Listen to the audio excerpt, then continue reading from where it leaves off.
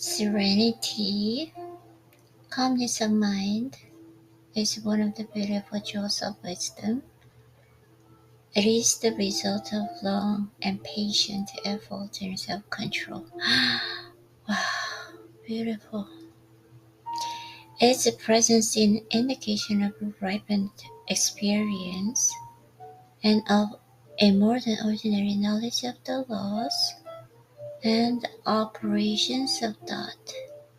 Calmness of mind is one of the beautiful jewels of wisdom. It is the result of long and patient effort and self-control. A man becomes calm in measure that he understands himself as a thought-evolved being. A man becomes calm in the measure of he understands himself as a thought-evolved being. For such knowledge necessitates the understanding of others as the result of thought. And as he develops a right understanding and sees more and more clearly the internal relations of things by the action of cause and effect, he ceases to pass in a fume and worry and grief, and remains poised, steadfast and serene. Okay, a man becomes calm in the measure that he understands himself as a thought evolving. For such knowledge necessitates the understanding of others as a result of thought, and as he develops a right understanding and sees more and more clearly the internal relations of things by the action of cause and effect, he ceases to fuss and fume and worry and grief, and remains poised and steadfast, serene.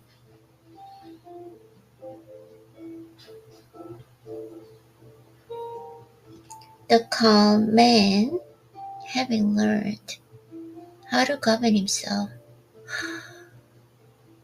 having learned how to govern himself, knows how to adapt himself to others, and they, in turn, reverence his spiritual strength and feel that he can learn of him and rely upon him. Oh my gosh.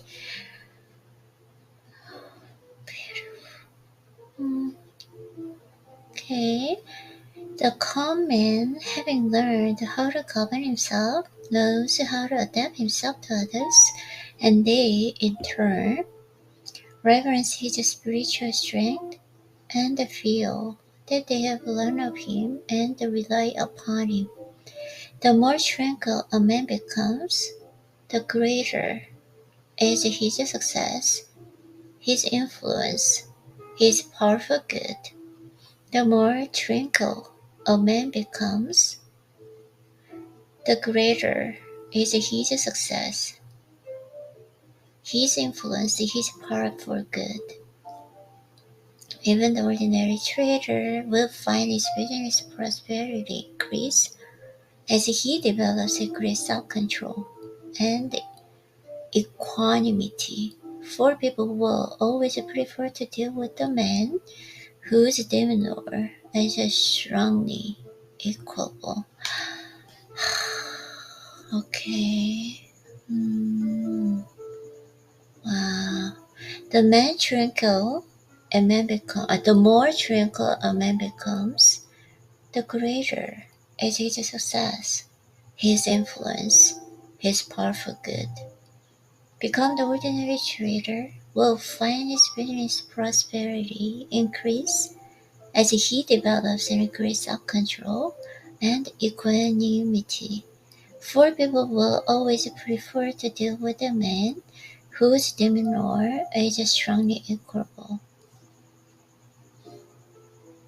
Yes, the strong, calm man is always loved and revered.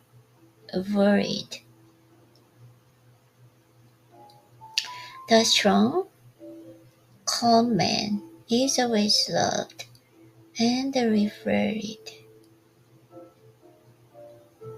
He's like a sheep, giving tree in thirsty land, or the sheltering rock in a storm. Who does not love and drink a heart, a sweet-tempered, balanced life? Oh my. Hmm.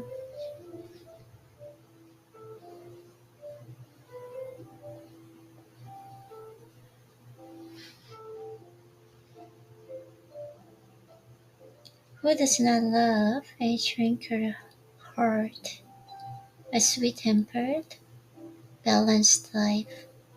It does not matter whether it rains and shines, or what changes and come to those positions.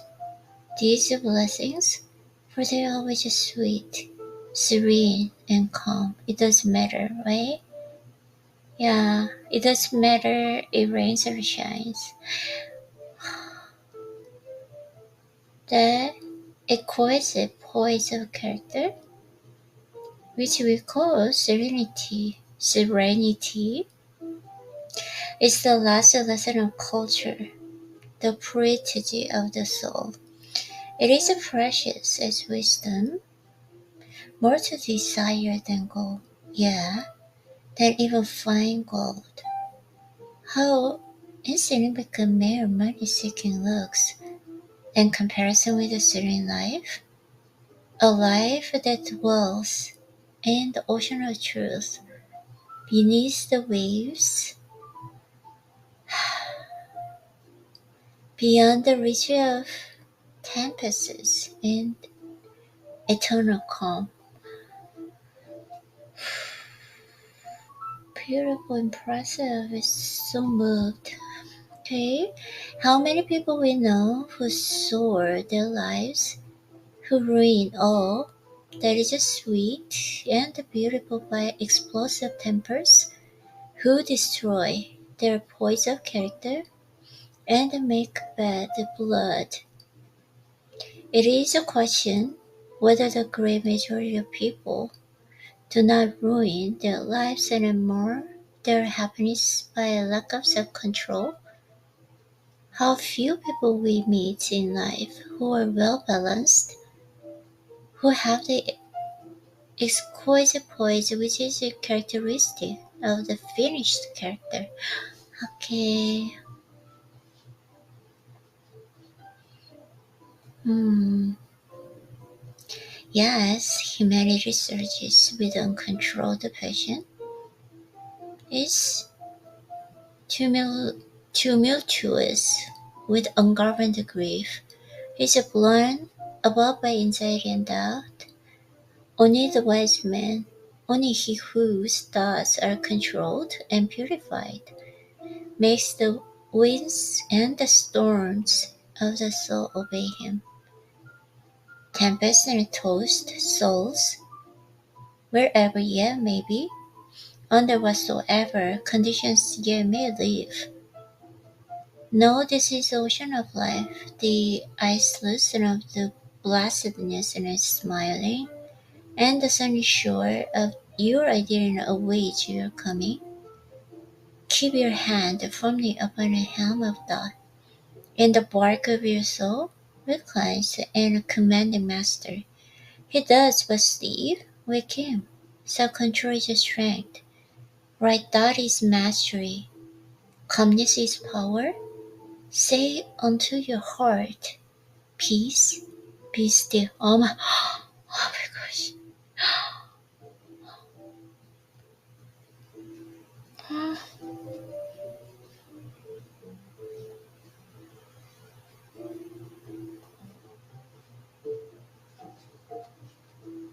Oh my gosh.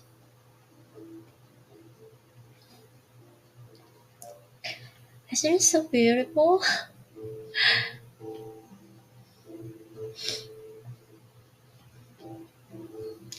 Okay, serenity. Calmness of mind is one of the beautiful jewels of wisdom. It is the result of long patience and effort in self-control. Its presence is an indication of ripened in the experience and of and more than ordinary knowledge of the laws and the operations of thought.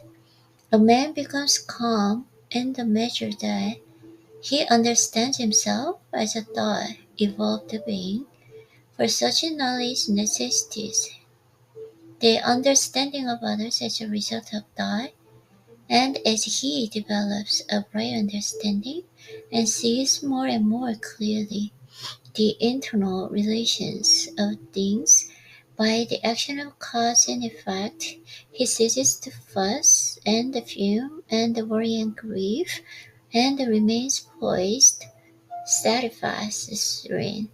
The calm man, having learned how to govern himself, knows how to adapt himself to others, and they, in turn, reverence his spiritual strength, and feel that they can learn of him and rely upon him. The more tranquil a man becomes, and the greater his success, his influence, his power for good. Even the ordinary trader will find his business prosperity increase as he develops a greater self-control and equanimity.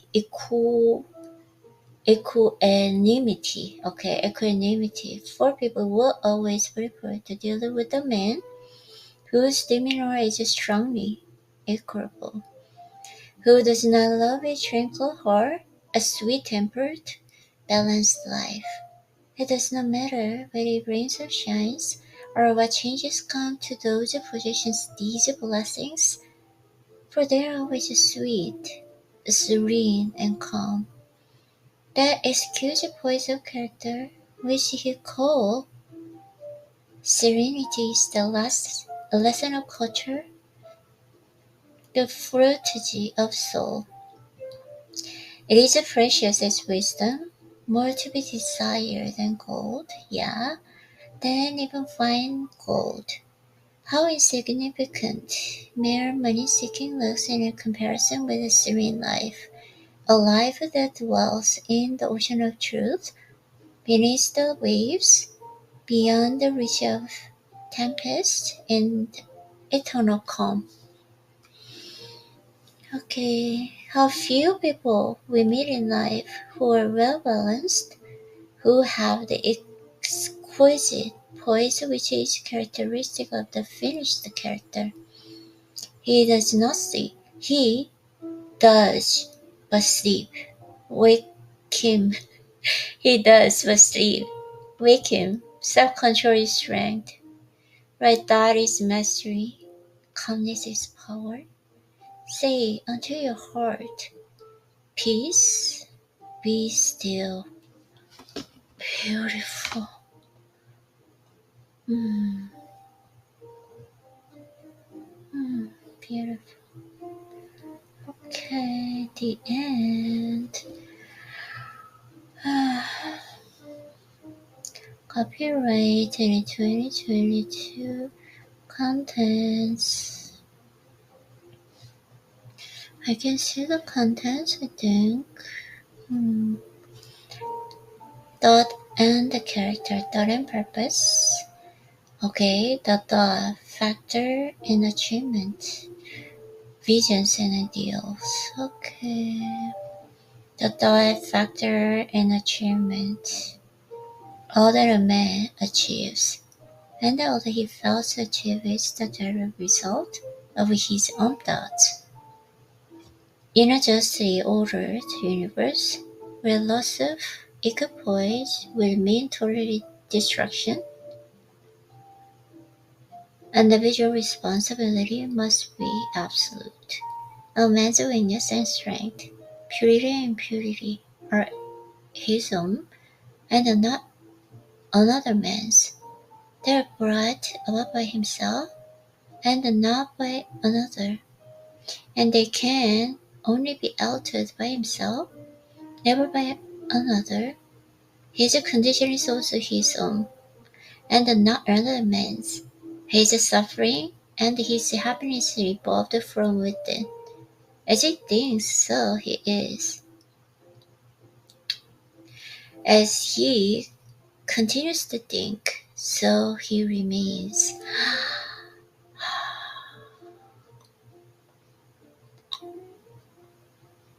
Hmm. All the men achieves and all that he fails to achieve is a direct result of his own thoughts. In a just order of the universe, where loss of equipoise would mean total destruction, individual responsibility must be absolute. A man's weakness and strength, purity and impurity, are his own, and not another man's. They are brought about by himself, and not by another, and they can only be altered by himself, never be another. His condition is also his own, and not another man's. His suffering and his happiness evolved from within. As he thinks, so he is. As he continues to think, so he remains. A strong man cannot help a weaker, unless that weaker is willing to be helped. And even then, the weak man must become strong of himself. He must, by his own efforts, develop the strength which he admires in another. No one but himself can alter his condition. Mm.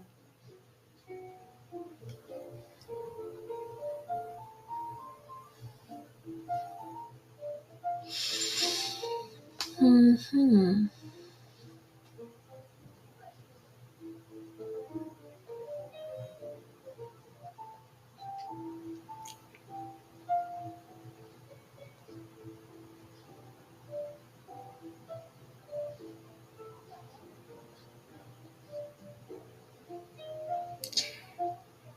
It has been usual for men to think and to say, many men are slaves because one is an oppressor. Let us hate the oppressor. Now, however, there is among us an increasing view of a tendency to reverse this judgment and to say, one man is an oppressor because many are slaves. Let us despise the slaves. The truth is that oppressor and slaves are co-operators in ignorance, and while seeming to afflict each other, are in reality afflicting themselves. A perfect knowledge perceives in the action of law and the weakness of the oppressed and the misapplied power of the oppressor. A perfect love, seeing the suffering which both states entail, condemns neither. A perfect compassion embraces in both oppressor and oppressed. He who has conquered weakness and has put away all selfish thoughts belongs neither to oppressor nor oppressed. He is free. A man can only rise and conquer and achieve by lifting up his thoughts. He can only remain weak and unjust, and miserable by refusing to lift up his thoughts. Before a man can achieve anything, even worldly things, he must lift his thoughts above slavish animal indulgence. He may not, in order to succeed, give up all animality and selfishness by any means, but a portion of it must, at least, be sacrificed. A man whose first thought is in a bristle indulgence could neither think clearly nor plan methodically. He could not find and develop his latent resources and would fail in any undertaking, not having commenced to manfully control his thoughts. He is not in a portion of control affairs and to adopt serious responsibility. He is not fit to act independently and stand alone, but he is limited only by the thoughts which he chooses. There can be no progress, no achievement, without sacrifice, and a man's worldly success will be in a measure that he sacrifices confused animal thoughts and fixes his mind on the development of his plans and the strengthening of his resolution and self-reliance. And the higher the lives he lives his thoughts, and the more many upright and the righteousness he becomes, then the greater will be his success. The more blessed and enduring will be his achievements. The universe does not favor the greedy, the dishonest, the vicious. Although on the mere surface, it may sometimes appear to do so. It helps the honest, the magnanimous and virtuous. All the great teachers of ages have declared this in varying forms, and the proof and know it. A man has to do persist and make himself more and more virtuous by lifting up his thoughts. Intellectual achievements are the result of thought, consecrated to the search of knowledge, or for the beautiful and the true in life and nature. Such achievements may be sometimes connected with vanity and ambition, but they are not the outcome of those characteristics. They are the natural outgrowth of long and arduous effort and a pure and unselfish thought. Spiritual achievements are the consummation of holy aspiration.